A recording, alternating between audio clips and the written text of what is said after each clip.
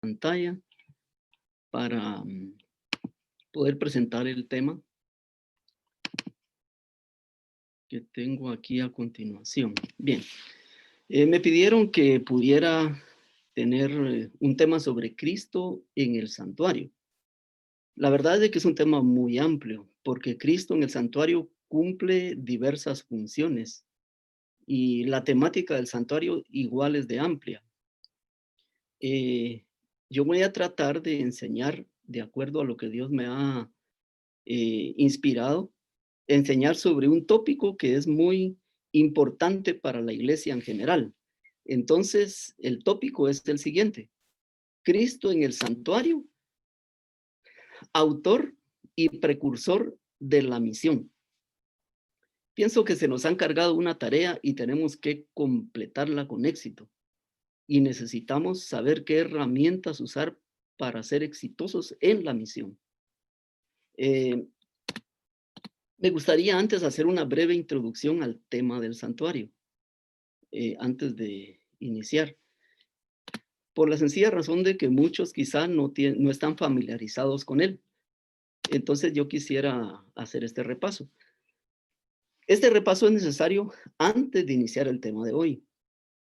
Quiero repasar un poco de la temática que se viene trayendo de lo que es la salvación, del juicio en el santuario y justificación por la fe, para refrescar en sus mentes este tema y para dejar quizá cualquier situación que no se haya entendido con la ayuda de Dios, como todo buen maestro debe hacerlo, repasar y repetir, porque en la repetición está la clave de la enseñanza. Así es de que vamos a hacer un breve repaso por la siguiente razón: porque hay cosas útiles en el santuario, no es solo teoría. El santuario es más que una doctrina. Dice, ¿para qué fines prácticos es útil aprender del santuario? Ahora yo sé que ustedes tienen muchas preguntas. Entonces todo el tema está desarrollado de esta manera, en forma de preguntas, para que al final pues sean menos. Y si pudiéramos solamente hacer comentarios si les sirvió o alguien pudiera haber sido inspirado, pues es mejor, porque las preguntas las voy a poner aquí. ¿Por qué es útil el santuario? Porque el santuario es el lugar donde habita el Creador y desde donde nacen las doctrinas, y actúa como un filtro para conocer la veracidad de cada doctrina. Desde Génesis hasta Apocalipsis, en el santuario se manifiestan todos los pasos que da Dios para alcanzar al hombre perdido. Dios le muestra al pecador el único camino verdadero para regresar a casa y tener por fe la seguridad de la salvación. Bien. También hay otro aspecto más del santuario. El santuario es una parábola del plan de salvación. ¿Y para qué predicó Jesús por medio de parábolas? Porque dice que sin palabras no lo hacía. Porque las parábolas son ilustraciones prácticas que nos ayudan a entender mejor las verdades. ¿Y qué mejor parábola que el santuario para entender las doctrinas de la iglesia, el plan de salvación y lo que Jesús hace en el cielo? Bien, este trozo que pongo aquí es del libro Conflicto de los Siglos. Dice así, y San Pablo dice que el tabernáculo era una parábola para aquel tiempo de entonces presente. Me gusta esta parte que dice el conflicto, porque en esta versión dice que era una parábola. En otras versiones bíblicas dice era una ilustración, pero en este caso dice parábola, conforme a la cual se ofrecían dones y sacrificios. Porque esos santos lugares eran representaciones de las cosas celestiales, o sea que el santuario en sí era una parábola, era una profecía de las cosas celestiales que vendrían. Yendo al original, vemos que esta es una Biblia griego-español, usa la palabra parábola y la traduce por ilustración, pero el original dice parábola. Si ustedes ven, la primera letra dice pi, la otra es la A, la P es la R en griego, la A, la B, la O, la L y la A. Entonces, aquí como la traducen por ilustración, tiene un número 3 y el número 3 dice ilustración, literal, parábola. Bien, para estimular la interacción y la comprensión, el tema se presentará a manera de preguntas. yo le pedí a Dios que me iluminara cuáles son las preguntas que podrían tener los hermanos para tratar de responderlas y que sea más fácil la enseñanza. Entonces, la primera pregunta que quiero hacerles a todos es, ¿nos consideramos salvos ahora? O sea, usted puede tener en este momento la seguridad de la salvación. ¿Puede usted decir, me siento salvo, creo que estoy salvo? Muchos consideran que es presunción decir que estamos salvos. Yo no sé qué piensa usted. ¿Usted cree que es presunción decir que estamos salvos? ¿Cree que podemos decir estamos salvos? Miren, esta pregunta la he hecho en muchos lugares. Algunas iglesias donde me han invitado, hago esta pregunta. Y generalmente las personas hacen lo que explicó mi yerno Ricky en el tema pasado, que miran hacia adentro, se miran hacia sí mismos. Y cuando miran hacia sí mismos, dicen, pero a mí me falta tanto. Es que yo no creo que la salvación ahorita la tenga porque todavía hago esto, todavía practico lo otro, todavía. Y como se miran a sí mismos, se decepcionan y creen que no es posible la salvación. Pero él dijo algo muy importante. Si nos miramos a nosotros mismos, es difícil pensar que somos salvos. Pero si miramos a Cristo, es difícil pensar cómo no ser salvo. Entonces depende de dónde usted mire, puede contestar esta pregunta. Si mira a Cristo, entonces va a poder decir, todo lo puedo en Cristo que me fortalece. Ese todo incluye la salvación, es mía, porque Cristo me fortalece. Bien, no podemos avanzar al tema de hoy si no tenemos la seguridad de la salvación. Si usted todavía duda de su salvación, no podemos avanzar. ¿Sabe por qué? Por lo siguiente. Porque el tema de hoy está centrado en la misión. Y de nada sirve ser heraldo de otros si al final somos reprobados. ¿No le parece? ¿O le gustaría aquel día decirle, Señor, Señor, en tu nombre predicamos, en tu nombre sacamos demonios, en tu nombre fundamos iglesias, en tu nombre hicimos esto, lo otro y aquello? Pero Él les podrá decir, no los conozco. Qué tragedia, ¿verdad? Entonces, usted tiene que entrar al tema del santuario, al tema de la misión, con la seguridad de la salvación, porque no podemos darle a conocer a otros la salvación si la salvación no la hemos experimentado, si no creemos en ella y si no la vivimos. ¿De qué testimonio vamos a hablar al mundo? No habría ningún testimonio que dar si yo no me considero salvo. Muchos me han dicho, es que hermano Udi, Pablo dice, no creo haberlo alcanzado. Hermanos, Pablo no dijo, no creo haber alcanzado la salvación, porque más adelante, él dice, por lo demás, me está guardada la corona de justicia. Él estaba seguro que Dios le había garantizado la salvación. Lo que sí nunca podemos decir es, estoy sin pecado, soy santo, ya alcancé la norma, porque nosotros jamás podemos llegar a decir que estaremos completos, porque la religión cristiana es un camino por recorrer, no es un punto de llegada. Y durante la eternidad seguiremos creciendo. Y jamás durante la eternidad llegaremos a un punto que digamos, ya lo alcancé.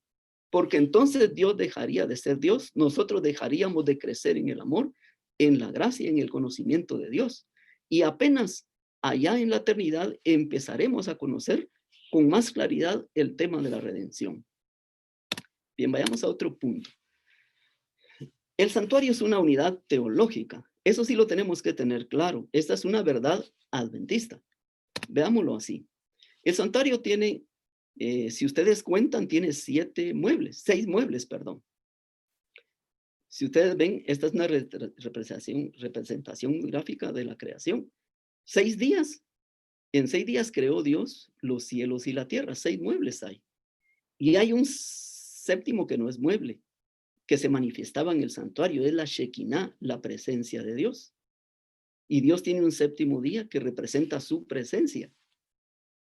Solo es una corta alusión a que el santuario tiene muchísimas verdades. Consta de 3 partes. Lugar santo. En el lugar santo básicamente está el arca del pacto. Ustedes saben que aunque contiene otros elementos, la vara de Aarón, la copa de maná, estos fueron añadidos. Realmente la única función del santuario originalmente era guardar, por eso se le llama arca del testimonio, guardar el testimonio de Dios. Y el testimonio de Dios es su carácter. Y la ley es un trasunto del carácter de Dios. Pero la ley está administrada por el Padre. Fue en el periodo del Padre que la ley fue dada como un regalo al hombre, como un don de Dios. Pero también vemos que está el lugar santo, especialmente en este lugar de estos tres muebles, que es la mesa, la lámpara y el altar del incienso. Quien opera es el Espíritu Santo. Pero vamos a ver que hay dos muebles que tienen una diferencia muy notable. Son de otro material y están en el atrio. Es la fuente de bronce y el altar de bronce. En el altar de bronce lo que se muestra es el altar del sacrificio. Ahí es donde representa la muerte de Cristo por nuestros pecados. Y en la fuente representa la resurrección de Cristo, porque Cristo, al Cristo que servimos no es un Cristo muerto, es un Dios vivo. Él murió, pero resucitó. Y estas son las buenas nuevas que son parte del Evangelio. Y esta obra especialmente atañe al Hijo. Entonces vemos que el santuario, así como lo vemos con estos muebles, es indivisible. Es una unidad. No podemos enseñar el santuario solamente enfocando una sola parte o enfocando solo otra, porque es una unidad, porque el Padre, el Espíritu Santo y el Hijo actúan en la salvación. Lutero tenía una máxima que decía, solo Jesús. Pero cuando él dijo solo Jesús, no era que solo Jesús actuaba en el plan de salvación, sino simplemente estaba poniendo a Jesús en contraposición a las obras, en contraposición a, a ese sistema de recoger ofrendas en la iglesia que se llamó indulgencias. Él decía, no se necesita obra, no se necesita indulgencia, no hay que pagar la salvación, es un don de Dios. Pero realmente no es solo Jesús el que opera en la salvación. El Padre dio al Hijo, el Espíritu Santo aplica las verdades a nuestra vida. Lo que Jesús hizo, si el Espíritu Santo no lo enseñara y no lo aplicara a nosotros, no tendría ningún sentido. No podría ser efectivo. Es como tener un cheque y no poder cobrarlo. Bien. Uno de los problemas que obstaculizan la comprensión correcta de la salvación radica en la ubicación de las obras en el plan de salvación. Yo he notado que esto es lo que a veces nos da problemas, es como una piedra en el zapato. No sabemos qué hacer con las obras. ¿Son parte del evangelio? ¿Somos salvos también por obras o solo por fe? ¿Usted qué opina? Porque yo estoy haciendo ya preguntas, porque son las que ustedes me van a hacer a mí, pero me voy a adelantar. ¿Usted cree que somos salvos solo por fe o también por obras? Bien, veamos el santuario para responder esta pregunta trascendental. Y especialmente dice, en el mal entendimiento de la gracia también tenemos problemas, porque tenemos el concepto de la gracia muy atrasado en el aspecto de que hemos pensado que la gracia solo es un regalo inmerecido. Pues ese concepto viene desde la época de la Reforma, cuando Lutero empezó a entender esto. Y muchos comentadores, si ustedes ven de otros lugares, dicen que la palabra gracia es la palabra charis, que era un regalo que daba el emperador cuando cumplía años y entonces daba un sueldo adicional y esa es la charis, es un don. Pero la gracia es más que un don. La gracia es el poder de Dios para vencer el pecado, para aplicar la ley de Dios en nuestra vida y para tener fe en Cristo. Es el poder de Dios. Bien, la gracia es importante entonces. Veamos, 1 Timoteo 1:14 dice, pero la gracia de nuestro Señor Jesucristo abunde con la fe y el amor que es en Cristo Jesús. ¿Ven los tres elementos ahí? Por eso muchos le aplican la gracia solo a Jesús, porque dice la gracia de nuestro Señor y la fe y el amor que es en Cristo. Entonces piensan que todos estos elementos solo están en Cristo. Pero si los vemos en el santuario, cada uno de ellos tiene un lugar especial. La fe tiene que ver con lo que Jesús hizo. Ese tipo de fe es la fe salvadora. Yo creo en que Jesús murió por mí para el perdón de mis pecados y resucitó para que yo ande en vida nueva. Pero también está el amor. ¿Dónde se encuentra el amor? Si me amáis, ¿qué dijo Jesús? guardad mis mandamientos. Entonces el amor está en los mandamientos de Dios. Dice Gálatas 5:6, porque en Cristo Jesús ni la circuncisión vale algo, ni la incircuncisión, sino la fe que obra por el amor. Ahí vemos realmente la fe y las obras juntas. Fe que obra. ¿Dónde obra la fe? En el amor. Obra por el amor. ¿Ven ustedes que hay que tiene un lugar, las obras tienen un lugar y son las pruebas de amor? Y estos solo pueden ser aplicados en la vida del cristiano a través del Espíritu Santo, porque Él es el que pone la ley en el corazón y Él es el que da la fe para creer en Cristo. La fe salvadora. Porque la fe es un don de Dios del Espíritu Santo. Bien, sigamos adelante. Si lo vemos en conjunto, las obras son necesarias, pero operan en una diferente esfera. Ese es el punto que tenemos que entender.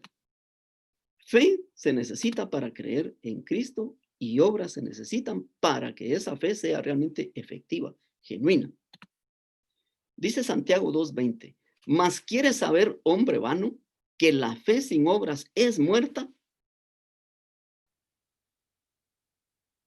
O sea, si alguien dice solo tengo fe, su fe es una fe de demonios, porque los demonios creen y tiemblan, pero no hacen, porque no tienen el poder de Dios actuando en sus vidas, porque ellos no obedecen y por esa razón no tienen una fe genuina, es una fe falsa. La fe se manifiesta a través de las obras. Romanos 5:5 dice, y la esperanza no avergüenza porque el amor de Dios ha sido derramado en nuestros corazones por el Espíritu Santo que nos fue dado. Es el Espíritu Santo al que hace que yo ame a Dios y haga esas obras por amor.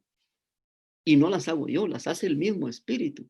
Yo le presto mi cuerpo para que Él haga el querer y el hacer. Y esas obras que se manifiestan en mi vida son el fruto de una fe genuina, una fe puesta en Cristo. Y una fe que da frutos, por supuesto. Y todo eso se opera a través de la gracia, el poder de Dios para ejecutar la fe y para ejecutar la obediencia. Bien.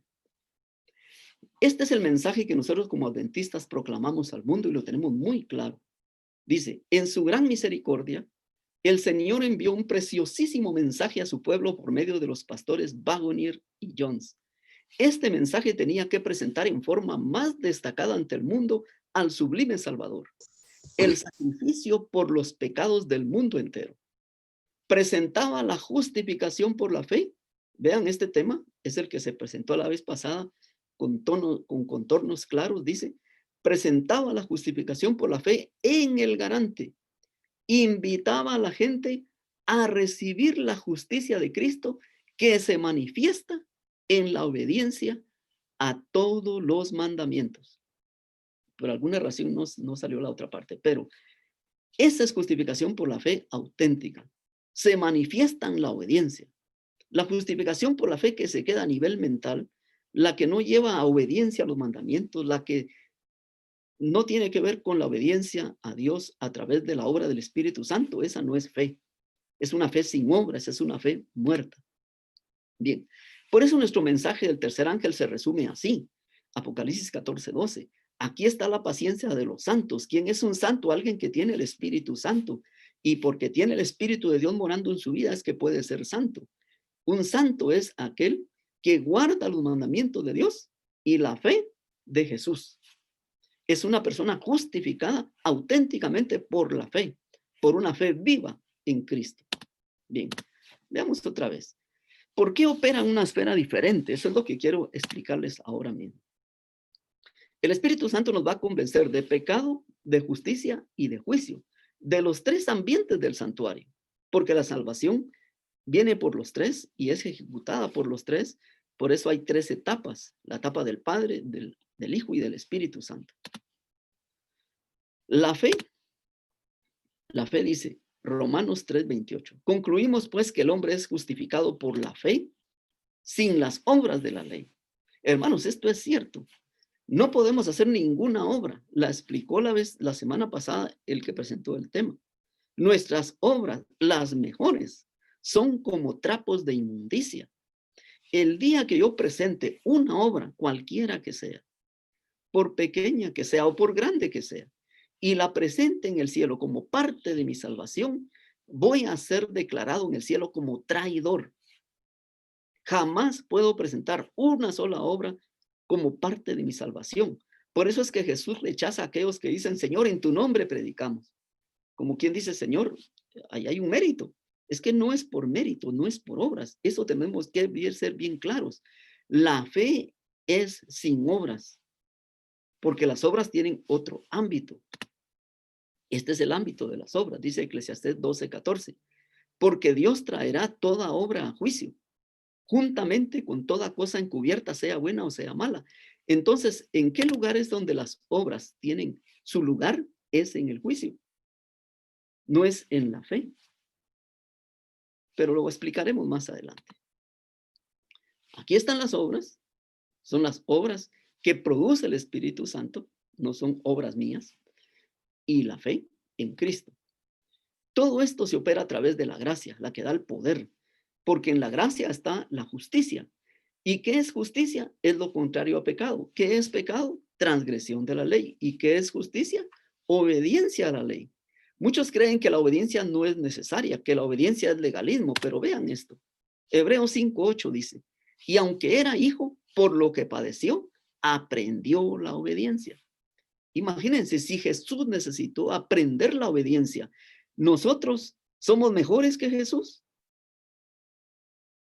¿Necesitamos aprender la obediencia también? Por esa razón está la santificación. Es un proceso mediante el cual somos entrenados para vivir con los ángeles y vivir en obediencia. Por eso este proceso dura toda la vida, mientras que la justificación por la fe es instantánea. Pero esta no.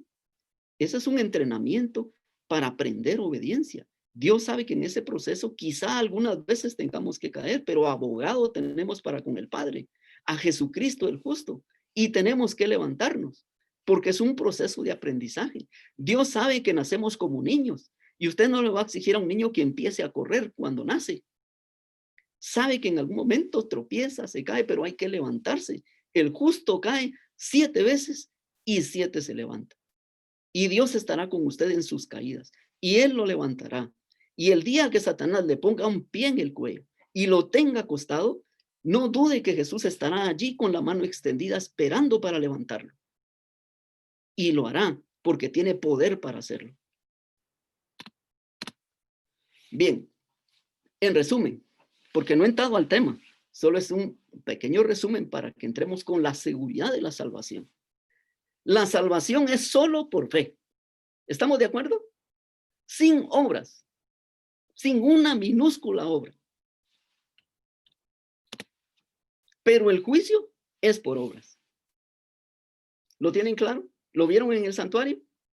¿Por qué? Porque las obras son la evidencia de la fe genuina.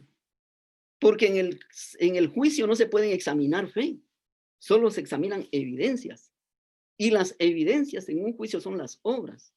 Y las obras dirán si nuestra fe fue fe o fueron hechas. Por eso dice que toda obra, buena o mala, tiene que ser puesta en el juicio. Porque hay obras que parecen buenas y tal vez son hechas con egoísmo. Tal vez fueron hechas para ser mirados de los hombres. Por eso todo lo que no es de fe es pecado. Hay obras que hicimos sin fe y serán consideradas como pecado a pesar de que son aparentemente buenas. Por eso se necesita un juicio. Y las obras son importantes allí en el juicio. Entonces veamos esto. El juicio no es entonces para que Dios pueda determinar quién se salva o quién se pierde, porque Dios es omnisapiente. Él ya sabe. Cuando el juicio se abre, Él sabe quién se va a salvar y quién se va a perder. Él no necesita hacer un juicio para saberlo. ¿Por qué entonces se necesita un juicio? Porque es para beneficio de los ángeles y de los mundos que no han caído. Porque había una gran pregunta si Dios era justo. Porque todo el universo tiene esa gran incógnita. Y Dios quiere despejar toda duda en el juicio. Y porque los ángeles saben que vamos a vivir con ellos de vecinos. Él quiere saber si los vecinos que van a habitar con ellos son dignos de confianza.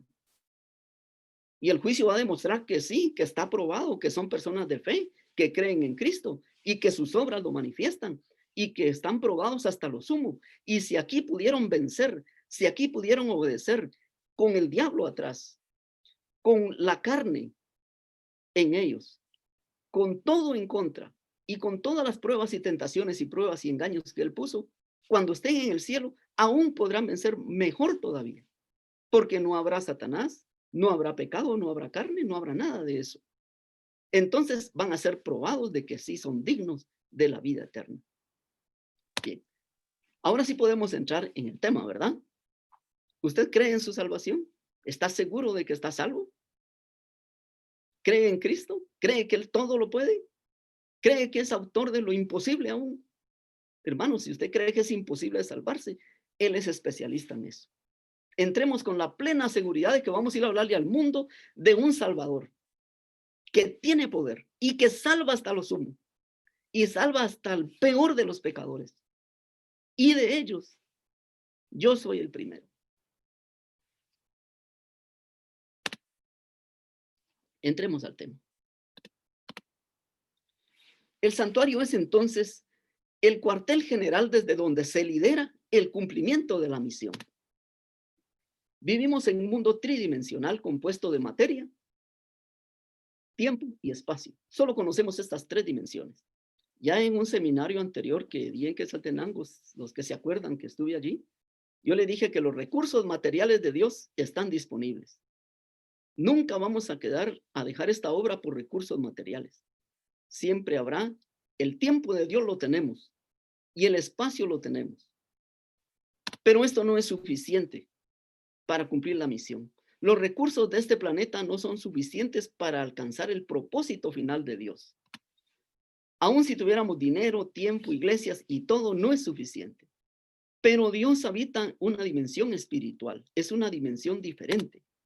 Habita en una cuarta dimensión. Dice Santiago 1:17, toda buena dádiva y todo don perfecto desciende ¿de dónde? ¿Dónde está eso? De lo alto, del Padre de las luces, en el cual no hay mudanza ni sombra de variación. Entonces, necesitamos vivir en una cuarta dimensión, necesitamos la dimensión espiritual para cumplir esta misión. Hay muchas cosas que hacemos en la carne, no en el espíritu. Es como querer hacer caminar un carro con llantas cuadradas. Las hacemos muy forzadas y nunca da resultados. Sería mejor ponerle llantas redondas al carro para que camine. Hermanos, cuando el Pentecostés se dio, ellos recibieron toda esta capacitación, recibieron todo el poder de Dios para cumplir la misión. Y fue fácil hacerlo así. Es que muchas cosas que nosotros hacemos, las hacemos sin el Espíritu. Por misericordia se hace algo, pero si las hiciéramos en el Espíritu, las cosas serían diferentes. Porque esa es la forma, la única forma en que se puede cumplir esta misión. Veamos. La fe. ¿Qué es la fe? Es un don de Dios que viene a través de ¿qué? De los dones del Espíritu. El poder, ¿de dónde viene el poder? Del Espíritu. ¿De dónde viene la sabiduría? Si alguien tiene sabiduría, demándela a Dios. ¿De dónde viene? De lo alto también. Todo esto viene de lo alto. La plenitud de Dios, ¿de dónde viene? De Dios también. Y todos los dones espirituales, ¿de dónde vienen? Aquí no están en la tierra, se tienen que pedir. Y solamente en respuesta a la oración son dados. Pero vean esto, ¿de dónde viene? Exactamente, ¿cuál es el lugar? Dice el Salmo 21. Jehová te oiga en el día de conflicto. El nombre de Dios de Jacob te defienda, te envía ayuda desde el santuario y desde Sión te sostenga. ¿Desde dónde vendrá la ayuda entonces? ¿Dónde está Dios? En el santuario. Por eso tenemos que saber dónde está Dios para pedir ayuda a Dios. Pero si no sabemos ni dónde está ni qué hace, ¿cómo podemos solicitar ayuda? Si no sabemos qué recursos tiene, ¿cómo podemos pedir? ¿Cuál es el propósito del santuario? Mostrar los planes, las estrategias, el método y los recursos espirituales, no materiales, de Dios para tener éxito en la misión. Entonces vean esto. Dice Éxodo 26:11, harás un tabernáculo de 10 cortinas de lino torcido azul, púrpura y carmesí, y lo harás con querubines de obra primorosa. Cuando alguien entraba al santuario, tenía 4 cortinas. La primera era una cortina que tenía querubines. Entonces, si uno entraba al santuario, la impresión que se llevaba al elevar la vista era que estaba en el cielo, porque estaban los querubines. Y donde hay querubines está Dios. Pero si la persona entraba y miraba hacia el frente, también había una cortina en donde estaba tejida, si ustedes leen el texto, con querubines. Entonces, si uno miraba de frente, miraba querubines. Si miraba arriba, miraba querubines. Si miraba a los lados, el oro reflejaba todo. Y se miraban querubines por todos lados. Entrar al santuario es entrar a la dimensión espiritual, a la que nos falta, de donde viene todo lo necesario para cumplir la misión. Ahí están los recursos del cielo atesorados. Solo basta pedirlos. Efesios 3, 14, 19 dice, por esta causa, doblo mis rodillas ante el Señor, perdón, hasta nuestro Señor Jesucristo, de quien toma nombre toda familia en los cielos y en la tierra. Entonces vemos que hay una familia que está en los cielos y en la tierra. ¿Tenemos familia en los cielos o no? ¿Qué dicen ustedes? ¿Está Enoc allá? Sí tenemos. Sí ¿Está? tenemos porque somos hijos de Dios. Así es. ¿Está Moisés? Hermanos, ahí tenemos a los que subieron cuando Cristo subió como trofeo. Tenemos una familia, pero también los ángeles son nuestra familia. Pero también Jesús es nuestro hermano mayor. Y Dios es nuestro Padre. Y el Espíritu Santo nuestro mejor amigo. Entonces, hay una sola familia. No podemos echar recursos aquí en la tierra solo con los dones y talentos que tenemos. Tenemos que usar recursos del cielo. Y Dios puede enviar el cielo entero para ayudarnos, porque para eso se enviaron los ángeles, para ayudar a los que van a heredar la salvación. Y dice aquí, para que os dé conforme a las riquezas de gloria, el ser fortalecidos con el poder en el hombre interior por su espíritu, para que habite Cristo por la fe en vuestros corazones. Hermanos, no podemos hacer la obra sin poder. Ese poder lo necesitamos, nos urge. Vamos a pasar años queriendo hacer la obra, que solo el Espíritu Santo puede hacerla eficaz. Pero vean esto, tiene un propósito mayor, dice, a fin de que, arraigados y cimentados en amor, seáis capaces de comprender con todos los santos cuál sea la anchura, la longitud, la profundidad. ¿Cuántas dimensiones hay ahí? Hermanos, nuestro mundo tridimensional tiene largo, ancho y profundidad. No podemos ver nuestro mundo de otra manera. Nuestro mundo es tridimensional. Pero menciona una dimensión más, dice, y la altura. ¿De dónde vienen las bendiciones de la cuarta dimensión? Del Padre de las luces, que de lo alto envía sus dones.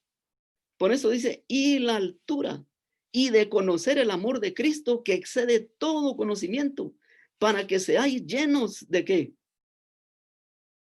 De toda la plenitud de Dios. ¿Cómo es posible que nos conformemos con poco? Porque muchos piden, queremos una doble porción, hermanos, no es pastel. Es la plenitud. Pida el pastel entero, no pida porcioncitas. Amén. Ezequiel 43, 10, 11 dice, tú, hijo de hombre, muestra a la casa de Israel, muestra a la casa de Israel esta casa, avergüéncense de sus pecados y midan el diseño de ella. Y si se avergonzaren de todo lo que han hecho, hazles entender el diseño de la casa, su disposición, sus salidas y sus entradas, y todas sus formas y todas sus descripciones, y todas las configuraciones y todas sus leyes, y descríbelo delante de sus ojos, para que guarden toda su forma y todas sus reglas y las pongan en qué. Y las pongan por obra. por obra.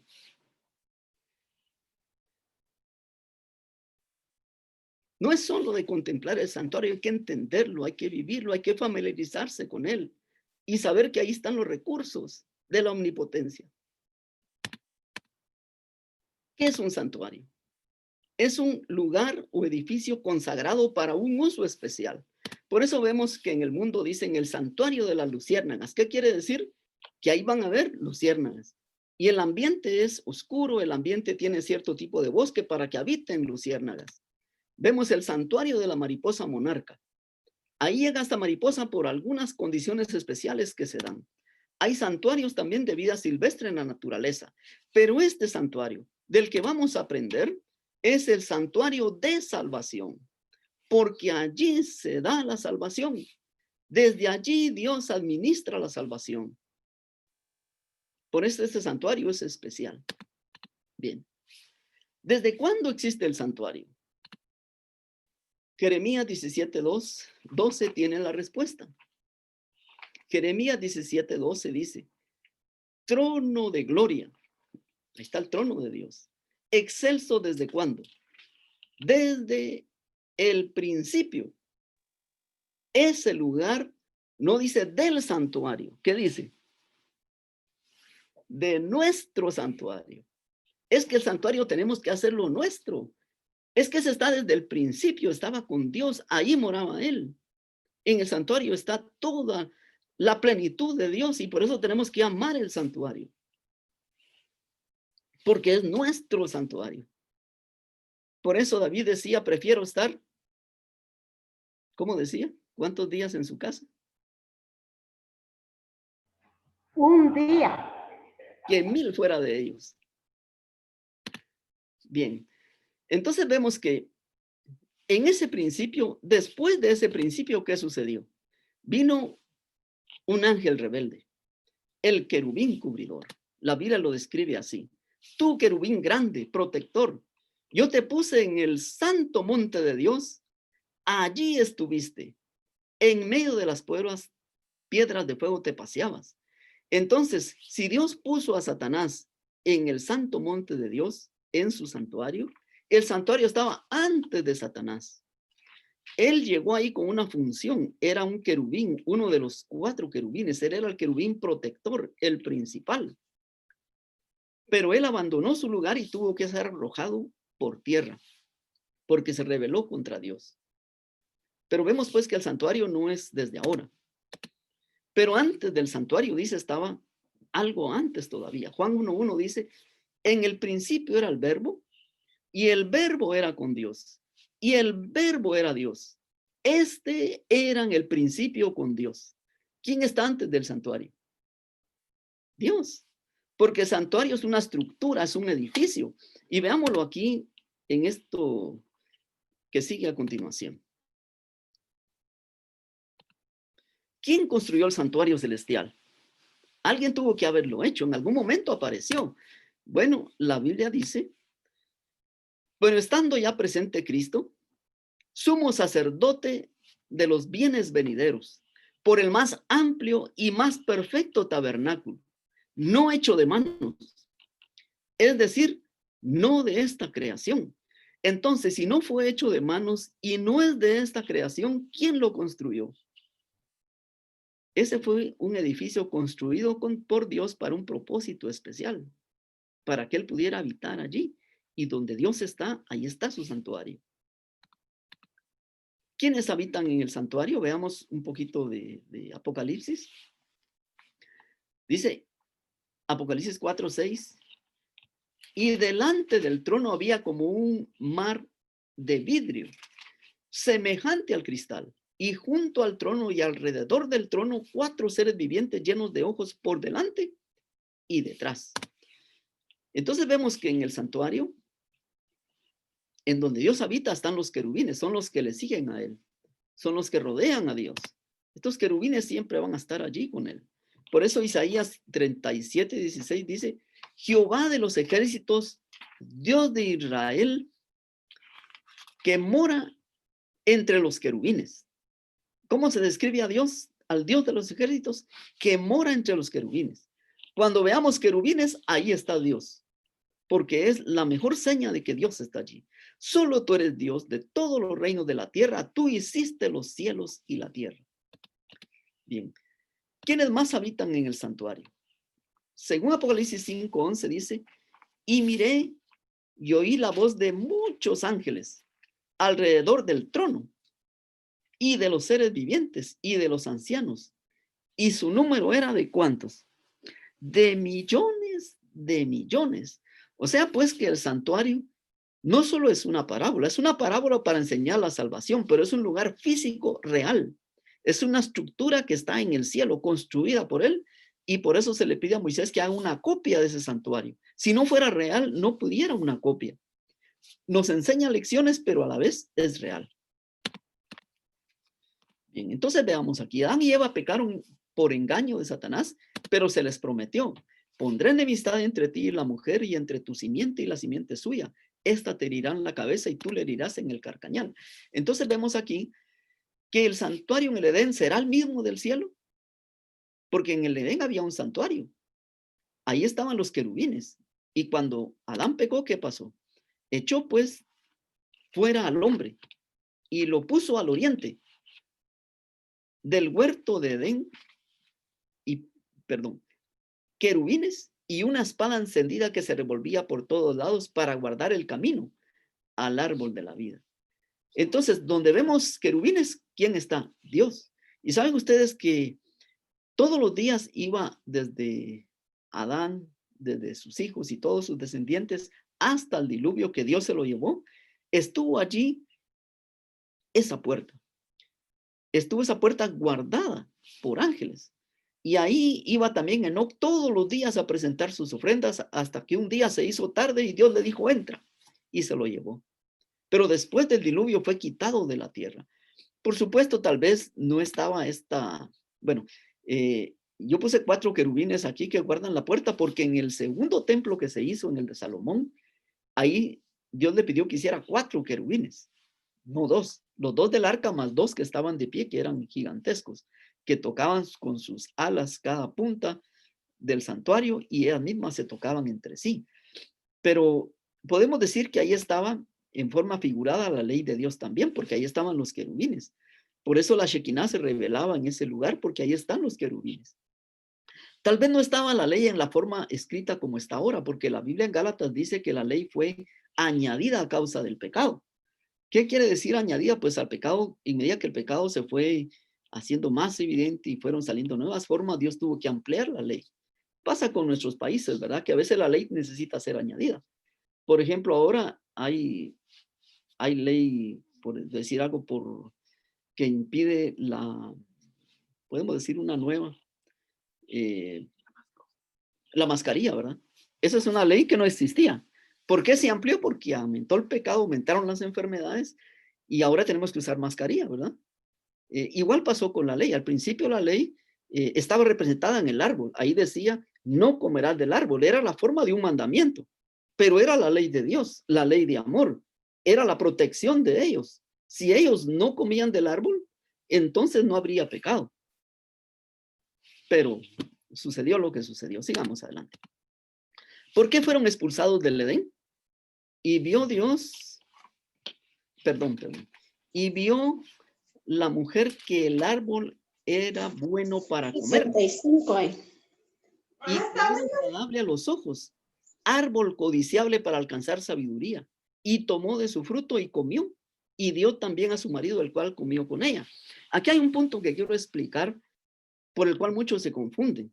Hay quienes dicen que el pecado se dio antes de comer, y que el pecado se da en otro ámbito, que el pecado no es un acto. Pero el pecado es un acto, porque la Biblia dice que pecado es transgresión de la ley. Ahora, ¿qué se transgredió en el Edén? Que fue un acto, la codicia. Lo que pasa es que la codicia es un acto mental, pero es un acto.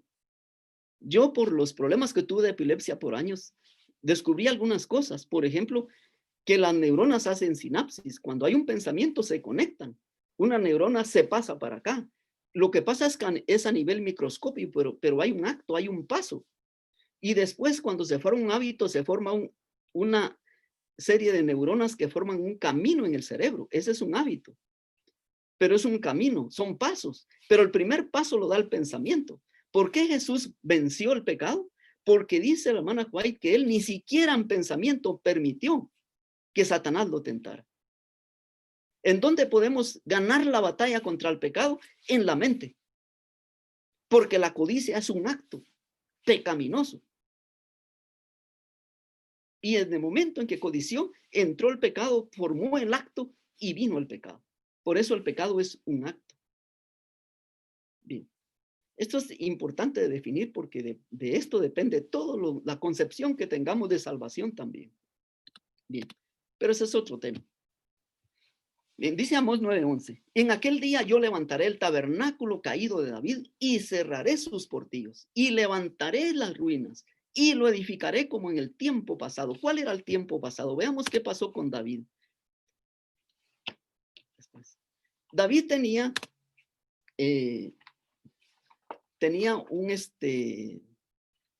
un santuario, pero no era el santuario de Moisés. Imagínense hasta dónde lo había perdido ya. Lo había perdido de tal forma que él dice, segunda de Samuel, si alguien me puede leer la cita, por favor, porque no la leo. Segunda Samuel 2. Metieron pues el arca de Jehová y la pusieron en su lugar en medio de una tienda que David le había levantado. Y sacrificó David holocaustos y ofrendas de paz delante de Jehová. Bien, ¿estaba caído el santuario de David? ¿Qué le faltaba? ¿Qué había enseñado Moisés antes? Que el santuario tenía un lugar santísimo, un lugar santo y un atrio. ¿Tenía lavacro este santuario? ¿Tenía los muebles del lugar santo? No. ¿Lo sabía David? Sí. Pero en ese tiempo él había perdido de vista el santuario.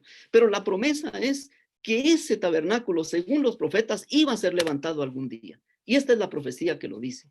Isaías 58:12 dice, y los tuyos edificarán. Miren, ¿quiénes son los tuyos? Nosotros, el Israel espiritual.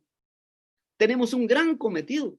Edificarán las ruinas antiguas. Los cimientos de generación en generación levantarás. Y serás llamado, ¿qué cosa? Reparador de portillos. ¿Qué dice aquí que iba a cumplirse? Dice que el tabernáculo caído de David, dice, y cerraré sus portillos y levantaré sus ruinas y lo levantaré como en el tiempo pasado. Y el profeta Isaías dice que nosotros levantaremos ese santuario, repararemos sus portillos y seremos llamados restauradores de calzadas para habitar. Qué profecía más interesante que ahora está cumpliéndose en sus oídos. Juan 15:16 dice, miren cómo es Dios, Él hace esa obra, Él lo va a restaurar, no usted. Dice, no me elegiste vosotros a mí, sino que yo os elegí a vosotros. Y os he puesto para que vayáis y llevéis fruto, y vuestro fruto permanezca, para que todo lo que pidieres al Padre en mi nombre, Él os lo dé. Si se da cuenta, Él va a restaurar ese tabernáculo caído, porque Él actúa antes de que yo actúe. Él me eligió antes que yo lo eligiera. Y dice también, nosotros le amamos, ¿por qué? ¿Porque somos buenos? ¿Porque somos amorosos? No, porque Él dio el primer paso. Él nos amó primero. Porque escrito está ser santos. ¿Por qué es que yo soy santo? Porque Él es santo. Porque Él mostró cómo ser santo.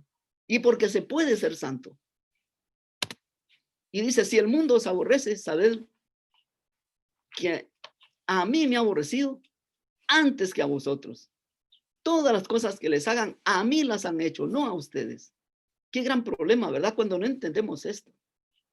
Hay hermanos que se van de la iglesia porque los ofendieron, porque alguien les dijo algo, porque algún hermano no los saludó. Hermanos, cualquier cosa que les hagan a ustedes, a él se la hicieron, no a usted. El problema es que no hemos entendido que para entrar en la vida santa hay que morir primero. Por eso el santuario tiene dos muebles al inicio. La muerte de Jesús y mi muerte. En el segundo mueble, en el lavacro. Pero entramos vivos. Si entráramos muertos sería más fácil. Nada nos ofendería, porque entenderíamos que todo lo que nos hagan, a Él lo hicieron, no a mí. Bien, entonces veamos Isaías 58. en esa restauración, dice, si retrajeres del día de reposo tu pie, de hacer tu voluntad en mi día santo y lo llamares delicia, santo, glorioso de Jehová y lo venerares, no andando en tus propios caminos, ni buscando tu voluntad, ni hablando tus propias palabras, hermanos. Los caminos de Dios son los que se muestran en el santuario. Y en el santuario, hermano, la parte más importante donde se realizaban todas las fiestas eran sábados. Se podía llamar sábados ceremoniales. Y los días especiales eran los sábados normales, porque era el tiempo de Dios que él había dedicado para adorarlo. Y vean aquí lo que iba a suceder. Dice Salmo 68, 24. Vieron tus caminos, oh Dios, los caminos de mi Dios, de mi Rey, en el santuario. Es ahí donde vamos a ver los caminos de Dios. ¿Quiere usted aprender lo que Dios ha hecho por usted? Ve al atrio. Ve a Jesús muriendo por usted en la cruz. Ve a Jesús restaurando al hombre en el santuario. Vea también la mediación de Cristo hasta el lugar santísimo. Esto solo se ve en el santuario. Nosotros somos adventistas porque nacimos en el santuario. Somos la séptima iglesia. No hay más iglesia que esta. Es una iglesia que nació cuando Jesús pasa del lugar santo al santísimo. Ahí está nuestra genética. Y no podemos darle la espalda al santuario, porque allí están todas las verdades que hoy predicamos. Tabernáculo de Moisés. El tabernáculo, dice, lo tenemos que restaurar, ¿verdad? ¿Cómo era el tabernáculo de Moisés? Muy sencillo, pero muy grande en enseñanza. Tenía 3 partes: el atrio, el lugar santo y el lugar santísimo. Veamos un pequeño recorrido al santuario para refrescar su mente de qué era el santuario. Tenía 3 puertas. Esta era la primera, la más ancha, la más grande. Todos entraban por ahí. Y luego tenía un edificio que tenía fundamentos de plata, porque fuimos comprados por precio. Las paredes eran de oro. Y la puerta de entrada al lugar santo era de 5 columnas, era la parte más estrecha. Luego la puerta de atrás, que tenía los querubines, era un poquito más amplia porque tenía 4 pilares. Y ahí estaban los querubines. Y luego vamos a ver que el santuario tenía unas cubiertas. La primera cubierta dijimos que era de ángeles, ¿verdad? Bordados. La segunda era de una blanca, después una roja, y luego la última que era de pieles de tejones. Esto simbolizaba a Jesús. Si ven el cerco blanco, significa la ley de Dios. O sea, ahí está la ley de Dios, los mandamientos de Dios, que son las obras de los justos, dice el libro de Apocalipsis. Y en el centro estaba el edificio que estaba con piel de carneros. Era un edificio feo, remendado, pero era lo que Jesús iba a hacer en vida. Cuando él viniera, iba a ser sin hermosura. Pero lo más bello de Jesús estaba dentro. Él nos invita a entrar por la puerta ancha. Todo el que a mí viene, no le echo fuera. Y ahí está el sacrificio de Cristo y todos profesamos ser cristianos. Lo aceptamos y entramos. Luego, el que creyere y fuere bautizado será salvo, y entonces podemos participar de la vida santa una vez que hayamos muerto a través del bautismo. Y la vida santa es lo mejor. Es para testificar del amor y de lo que Jesús hizo por nosotros. Está la lámpara, que es la luz del mundo, que es Jesús, pero nosotros también. Está la palabra de Dios y están las jarras de la libación. Y tenemos, ¿qué cosa? El altar del incienso, que significa la mediación de Jesús. Y por último llegamos al lugar santísimo, que contenía las tablas de la ley. Las tablas de la ley reflejaban el carácter de Dios. Esa ley transgredida exigía sangre todos los días porque se había transgredido. Y por esa razón era que la sangre se aplicaba hasta adentro. Y por eso era que en algún momento el santuario tenía que ser purificado de esa sangre. Es otro tema también. Pero era solo para introducir un poco y recordar lo que es el santuario. Ahora, ¿por qué es un santuario de salvación? Dijimos al principio que este es un santuario de salvación, no de otra cosa. Porque esta es una lección importantísima. Fuera del santuario no hay salvación. Esta es una máxima que tenemos que aprender. Fuera del santuario no hay salvación.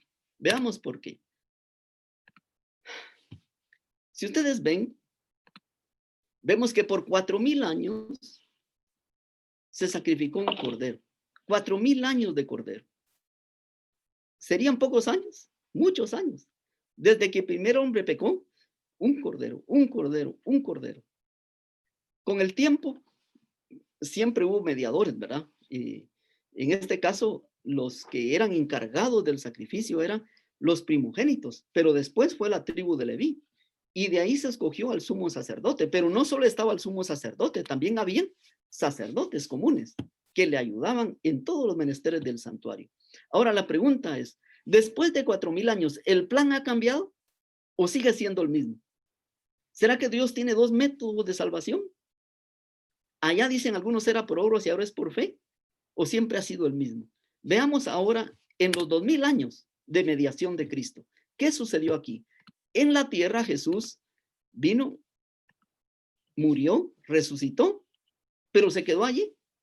Hermanos, el evangelio que conocemos allá sin el santuario, hasta allí termina.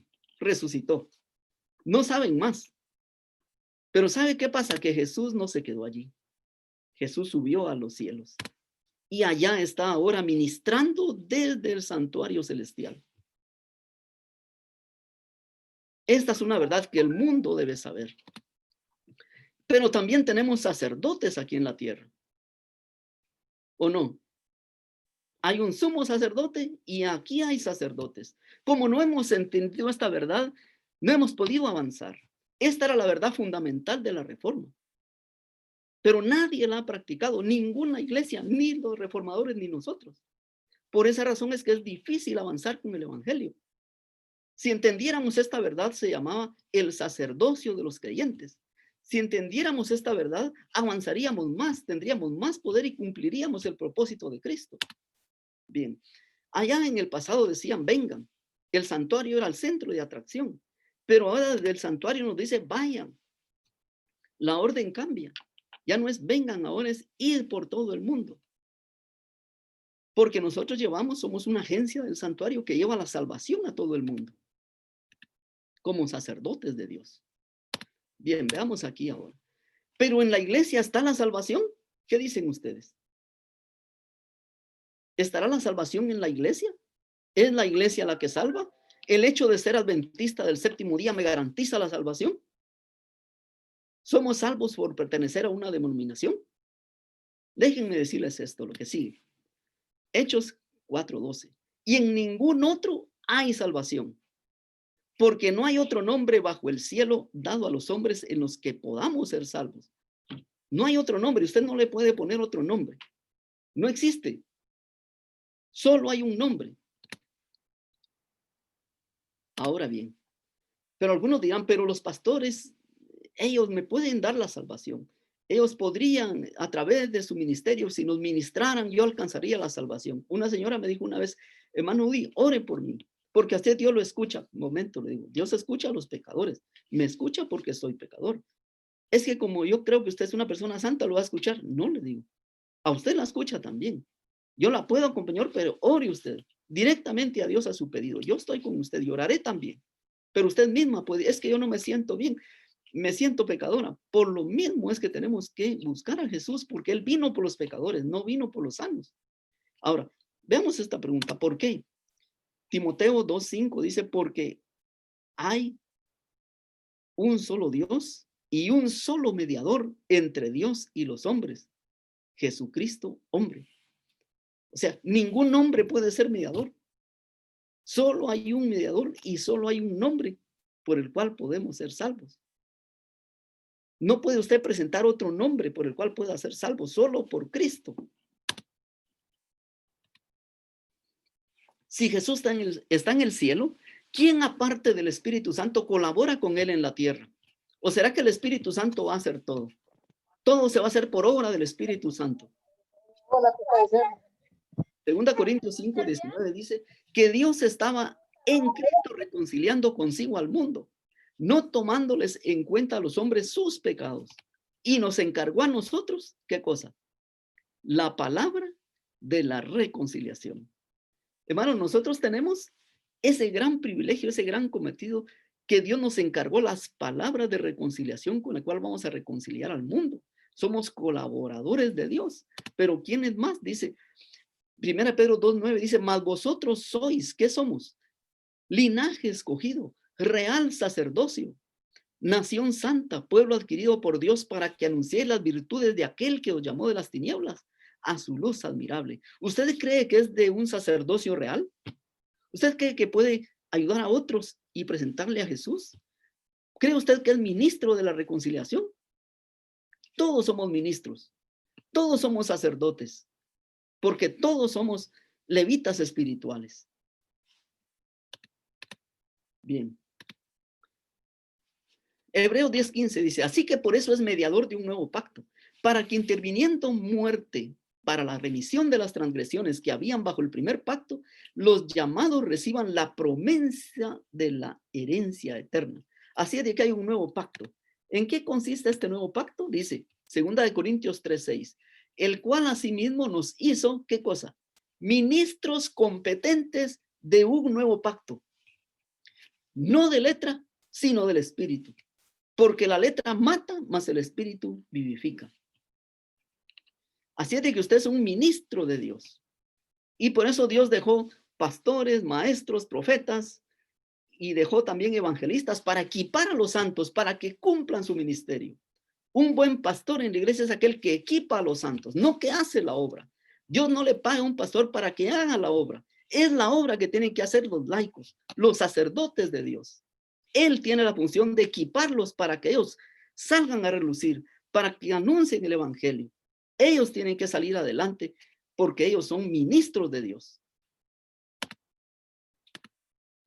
Dice Hebreos 8:10, por lo cual este pacto que haré con la casa de Israel después de aquellos días, dice el Señor, pondré las leyes en la mente de ellos y sobre su corazón las escribiré y seré a ellos por Dios y ellos me serán a mí por pueblo. Todos ustedes son parte del pueblo de Dios. Son linaje real de Dios. ¿Qué privilegio más grande tenemos con Dios?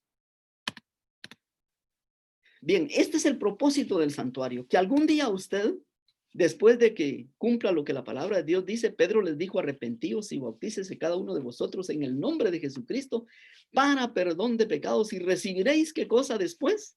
El don del Espíritu Santo. La idea es de que usted, ahora que es un pecador, pase al otro lado a ser un ministro. ¿No le gustaría? ¿O se va a quedar toda la vida? Es que soy pecador, es que no puedo. Usted es un ministro del evangelio. Usted es un ministro de este nuevo pacto y es competente porque la competencia viene de Dios. Pero ¿no es el Espíritu Santo el mediador entre Dios y los hombres? Muchos creen esto. Hermanos, el Espíritu Santo tiene otra función. Él no es el mediador. La Biblia dice, más el Consolador, el Espíritu Santo, a quien el Padre enviará en mi nombre, Él os enseñará todas las cosas y os recordará lo que yo os he dicho. El maestro de maestros es el Espíritu de Cristo ahora. Él mismo está ahora enseñando. Él es el que nos va a mostrar. Por eso, hermanos, yo no dudo que usted vaya a entender esta lección y va a quedar grabada en su corazón, porque yo no la hablo por palabra ni sabiduría humana. La hablo por el Espíritu Santo. ¿Y sabe lo que la hermana White dice? Que 5 minutos con el Espíritu Santo me pueden enseñar más que todos los maestros en toda la vida. Juan 15, 26, 27 dice, pero cuando venga el Consolador, a quien yo enviaré del Padre, el Espíritu de verdad, el cual procede del Padre, él dará testimonio acerca de mí y vosotros también daréis testimonio, porque él ha estado conmigo desde el principio. Así es que hay dos que van a testificar acerca de Dios, el Espíritu y nosotros. ¿Se da cuenta de la importancia que tenemos para Dios? Juan 16, 7 al 11 dice, pero yo os digo la verdad, os conviene que me vaya, porque si no me fuera, el Consolador no vendría a vosotros más, si me fuere os lo enviaré. Y cuando él venga, ¿qué va a hacer el Espíritu Santo? Convencerá al mundo de pecado, de justicia y de juicio. Hermanos, usted no tiene que ir al mundo a convencer a nadie. Usted presente a Cristo. El Espíritu Santo lo va a convencer. No se preocupe de esa parte. No se preocupe si usted piensa que alguien lo rechaza. No, hermano, no lo rechazan a usted. Cuando la semilla queda sembrada, algún día da fruto. Porque la semilla jamás deja de crecer. Media vez se siembra, da fruto. Nosotros solo tenemos que presentar a Jesús, presentar a la gente y dejarle los resultados a Dios. Él convence. Por eso no vaya solo a dar estudios. hágalo con el Espíritu Santo y déjele que él haga la parte que a él le corresponde. Y la última parte del Espíritu Santo dice, él me glorificará, porque me tomará de lo mío y lo hará saber. O sea, la función del Espíritu Santo en sí es glorificar a Jesús, nunca es glorificarse a sí mismo. Jamás fue ese el propósito de él. El Espíritu Santo se chasquea cuando se pone a él como el más importante. No es más importante, él lo que quiere es humillarse y glorificar al Hijo, porque esa es la deidad, así trabaja. Jesús dijo, yo no hago las obras, el Padre las hace. No hay ningún problema con ellos. Ellos se humillan a sí mismos, ellos se entienden, ellos lo único que quieren alcanzar es la salvación nuestra. Por eso el Espíritu Santo no está mal, él no se siente mal si la única función que tiene es glorificar a Jesús. Ahora veamos este ejemplo en un telescopio. Un telescopio nos acerca una imagen lejana, pero no miramos el lente, sino el objeto que observamos, ¿se dan cuenta? Si usted ve, en un telescopio va a ver la luna y la ve cerca, pero ¿en qué momento mira el lente? No se mira, porque el lente no tiene la función, ni siquiera se mira, no es la función de él, no es ser telescopio, solo es ser lente. Y lo mismo pasa con Jesús. Cuando vemos a Jesús, ¿qué es lo que no vemos? El lente. El lente es el Espíritu Santo. Cuando estamos llenos de Cristo, vamos a presentar a Jesús. No al Espíritu Santo, sino a Jesús. Y esa es la mejor, se podría decir, evidencia que estamos llenos de Cristo, llenos de su Espíritu cuando lo presentamos a Él. Por esa razón es que en el santuario es una presentación de Cristo. Él dijo, yo soy la puerta, yo soy el Cordero, yo soy el agua de vida, yo soy la luz del mundo, yo soy el pan de vida, yo soy el único intercesor, yo soy el verbo, o sea, la ley de Dios en acción. Hermanos, Él es todo en nuestra vida. Bien. Vemos entonces estas verdades, justificación, santificación y glorificación. ¿Cómo se dan en el santuario? Primero vemos que los muebles de aquí eran de bronce. Y ahí están los sacerdotes. Ahí está, perdón, Cristo que moría en la cruz del Calvario y resucitaba. Por eso eran de bronce, porque esto se daba en la tierra, es la obra de Jesús en la tierra. Pero Él ascendió y fue a hacer una obra en el cielo. Y allá en el cielo los muebles del santuario son de oro purísimo, porque representan al lugar donde trabaja el sumo sacerdote, y solo hay un sumo sacerdote y es Cristo. Pero en la tierra trabajan ¿quiénes? Los sacerdotes, nosotros, nuestro ministerio sacerdotal. Entonces vemos también que Éxodo 25:8 dice, harán un santuario para mí y habitaré en medio de ellos. O sea, el sumo sacerdote está habitando en el santuario celestial, pero aquí en la tierra, ¿qué pasa? 1 Corintios 6:19 dice, ¿o ignoráis que vuestro cuerpo es templo del Espíritu Santo, el cual está en vosotros, el cual tenéis de Dios y que no sois vuestros? Entonces, ¿qué sucede en la tierra? Que hay una agencia del cielo y es nuestro cuerpo.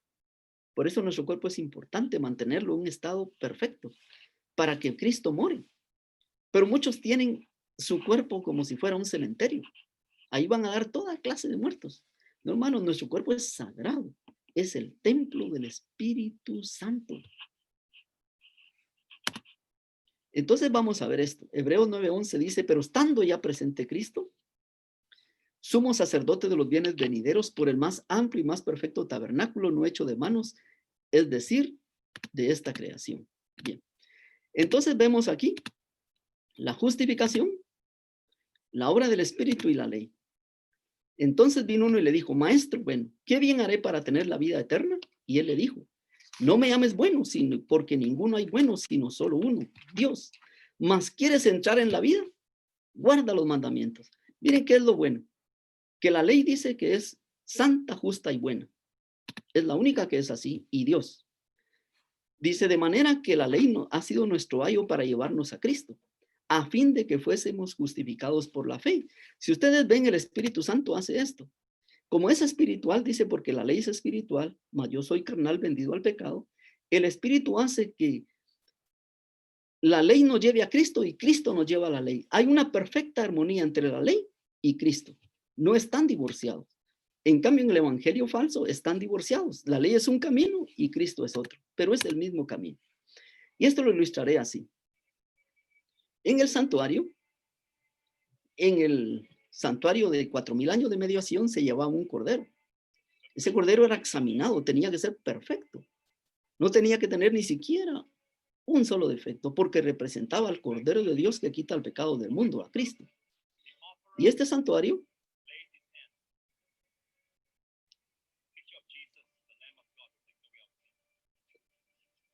tenía por función que el pecador presentara sus pecados y fueran trasladados al Cordero. Y el Cordero, ¿qué hacía? Él le trasladaba su pureza al pecador y luego lo mataba. Hermanos, eso fue durante los 4000 años de mediación.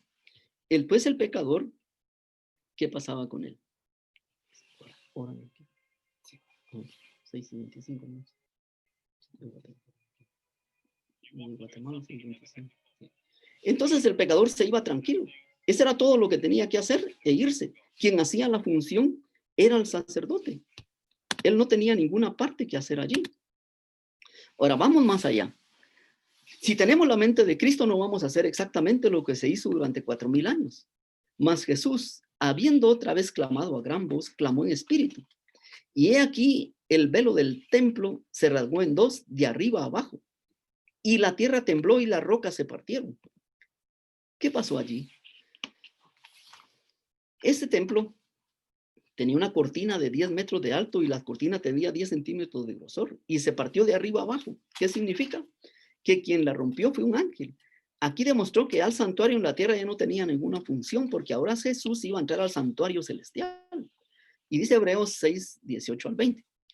Para que por dos cosas inmutables, en las cuales es imposible que Dios mienta, tengamos un fortísimo consuelo, los que hemos acudido para asirnos de la esperanza puesta delante de nosotros, la cual tenemos como segura firme ancla del alma y que penetra hasta ¿dónde? Dentro del velo, donde Jesús entró por nosotros como precursor, hecho sumo sacerdote para siempre según el orden de Melquisedec. Aquí vamos a aprender algo bien interesante. Jesús entró en el velo el día de que subió al cielo, el día que inauguró el santuario celestial, justamente el día de Pentecostés, pero entró como precursor. Esta palabra es importante. Cuando Hebreos finaliza ya en el capítulo 2, dice que Jesús es autor y consumador. Se podría decir que aquí entra como consumador o como precursor para terminar lo que empezó. Veamos qué significa precursor.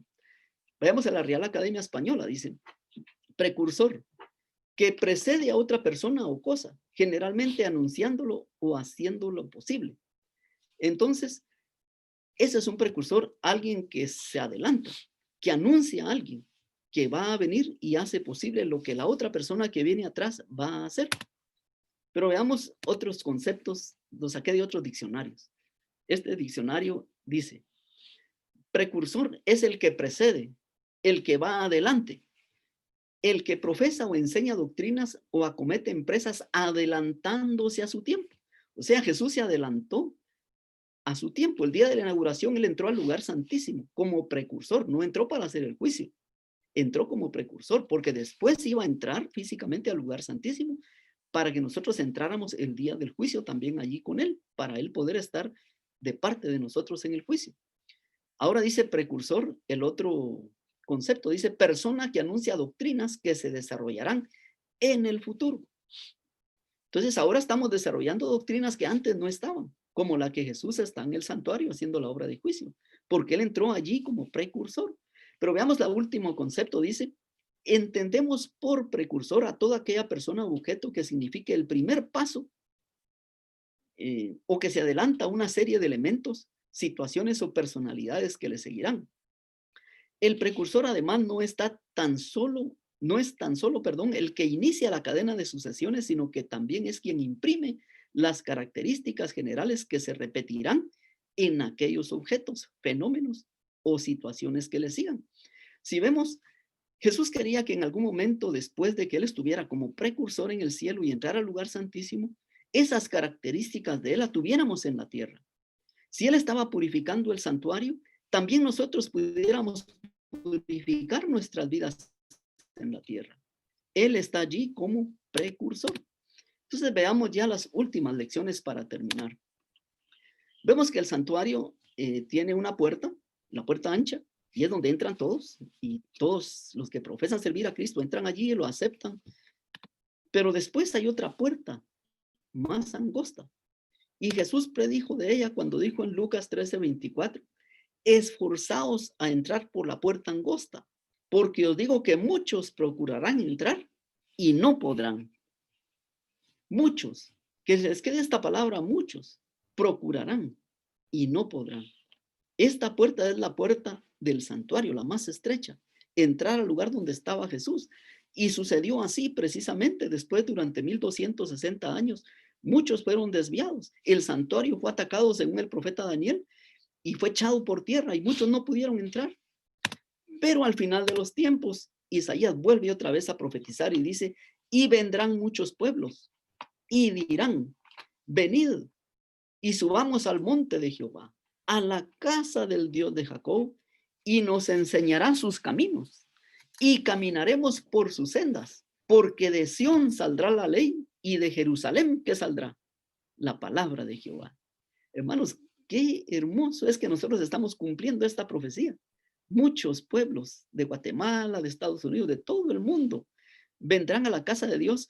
Y porque aquí, en este lugar, en la iglesia adventista, se enseñan los caminos de Dios, los que hemos restaurado los portillos que Satanás había hecho, estamos enseñando el evangelio que incluye la ley y la pone en el lugar correcto en el corazón, y la obediencia se restaura también. Bien, y esta es la última gráfica, y piensen en esto porque quiero que mediten en ello. Isaías 35:8. Y habrá allí calzada y camino, y será llamado camino de santidad. No pasará inmundo por él, sino que él mismo estará con ellos. Qué hermoso, hermanos. En este santuario, en el que está en el cielo, podemos decir que Jesús envió al Espíritu Santo para que él nos acompañe en todo el recorrido. No tenemos que hacerlo solos. Separados de mí, nada podéis hacer. Pero la promesa más importante es, el que anduviere en este camino, por torpe que sea, no se extraviará. ¿Le parece esto? Jesús caminando con nosotros en todo este camino, que pareciera que es el agua, que pareciera que no tiene fundamento, pero Jesús quiere que caminemos con él a través del santuario. Él quiere dirigir nuestra vida, porque dice la Biblia que seremos sentados en lugares celestiales con Cristo. Hermanos, la vida cristiana es fácil y ligera su carga. Cuando Cristo va con nosotros, el camino se vuelve fácil. Cuando Cristo va a nuestro lado, no tenemos que temer. Aunque ande en valle de sombra de muerte, no temeré mal alguno, porque tú estarás conmigo. Que Dios los bendiga. Que estas lecciones del santuario animen su fe, que le puedan reavivar lo que Satanás nos arrebató. Esa confianza en un Dios Salvador todopoderoso que ha enviado el Espíritu Santo para hacer posible la obediencia y para restaurar nuestra vida a la imagen de Dios. Gracias, hermanos.